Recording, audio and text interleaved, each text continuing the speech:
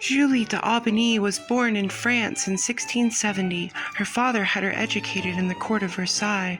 Not only was she educated in what was deemed appropriate for women at the time, but also in things outside of that, like how to ride a horse and fight with a sword. She was married to a merchant who was always gone, and thus Julie was given free rein by her status as a married woman to become an absolute menace on French society, dressing as a man and beating men in duels.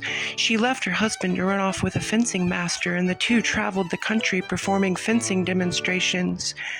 Julie was often accused of being a man, and legend has it that when this happened, she would rip her shirt open to reveal her chest. She eventually left this life to become a famous opera singer, and during this time, the Victorian French version of tabloid literature went wild with stories of the sword-fighting woman who constantly quarreled with and defeated noblemen.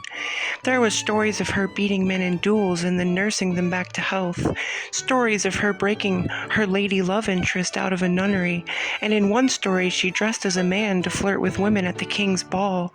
3 men were affronted and challenged her to a duel, and she killed all of them. At this point, she was 17 years old. She continued her life as a successful and wildly famous opera singer, starting numerous fights with many noblemen, at one point going on stage and beating a male opera singer publicly with a cane for spreading rumors about her.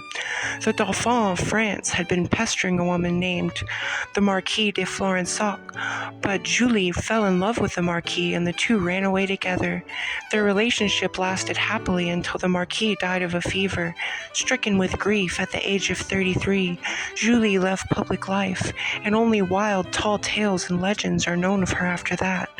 Julie's legacy was hundreds of years of gossip and wild tales about her life among the French aristocracy, and multiple stories of her life and operas were wrote about her, but what we know for sure is that Julie d'Aubigny was a strong woman who spent her life angering nearly every man in the French court, and she has gone down as one of the most bombastic and controversial women in French history.